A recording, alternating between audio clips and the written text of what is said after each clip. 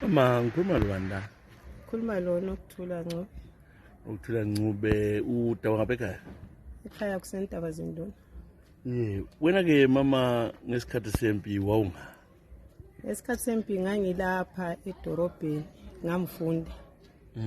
Ngesikhathi ngisafunda from primary into yangenza ngaphatheka ngesikhathi sempi ukuthi ubaba omdala wami ube nguye headmaster eChinotimba eVictoria Falls.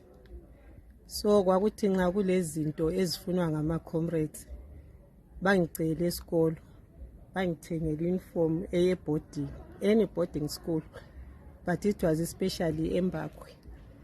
Bafaka izinto etrankini bangigadisa ibhasi erenkini la especially ibhasi yange Friday ngiyefika eFalls ekuseni kumbe emadawu kabusa. Izinto lezana nxa zifika vele obaba bahle bazithathe bazifake esilugwini. Ngihlale one day ngeSunday kuseni ngiphenduke. Anything ezabivuka mina ngizathathwa kuphela esikolo. Impi yaze yaphela. Kwakusenzelwana ukwenzela amagorilla lokho. Bekuzimpahla zamagorilla, imithi yamagorilla. Into yonke nje yayifuneka. Wena njengomuntu oncedisayo ngesikhathi sempi le wabuye uzibuse kambe ubona namandla akho lawa wakhululeka. Vele kusithi 1980 thina sasise Falls. Ama comrades efika sahamba kuya wabona first time kuse Bethesda eJambezi lapha. After that ubaba watshintsha wabuya lapha etown. Ngakontinue ngesikolo sami. Ngathi sengiqeda nje sengisebangeni le college. Ngamangala sesibotshwa futhi kuthiwa singama dissident.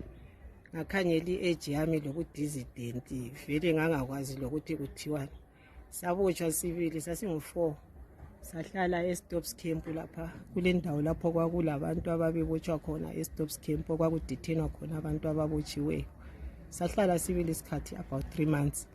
Asizange siye court asizange sithini. Saphonga ukukhutshwa. Sanga bakwenze lutho bakuchaye bakuthini. Hayi bas abuse nje khonokho kwesitokisi. Ngoba sasivuswe ubusuku sithotshwe ukuthi ama dissident likwenze njani lihambe njani. Ukhona omunye umama esasibotshwe laye owayethethwe ngumabhena isibongo sakhe nyasikhohle. Umama lo wayesehlala isikhathi eside engatholi umntwana.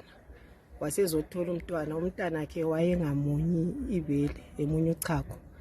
So bathi bembopha wabuya lo mntwana lwana esitokisini. Umntwana wafa wafela esitokisini ngoba kwakumele athole uchago olubhoyilelwa amanzi.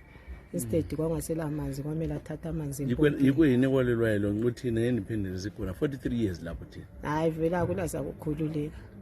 Akula sizange sikhululeke. Angazi abanye abathi bakhululekile. Mina vela ngizange ngikhululeke even la khathesi mina nyagula. Ngi patient ye cancer. I'm a survivor. Bengiselatshwe cancer stage 4. Okwamphilisayo ukuthi ngagcina ngisiye eGoli. Ungasogoli endingazisola futhi sensegoli ngakhangela amakhiwe esayixotshayo sebeyiba abangigombolozeleyo futhi emchineni aza icried ilanga lakhona ukuthi we fought sathi sikhululekile saxotsha amakhiwa sembalandele futhi eGoli besiyantreat so kunzima lasezibhedlela khona apha kula lutho mina mphila le cancer ngaoperate akulento engizisebenzisa vela angizitholi then sibese sithi sikhululekile akula za kukhululeka.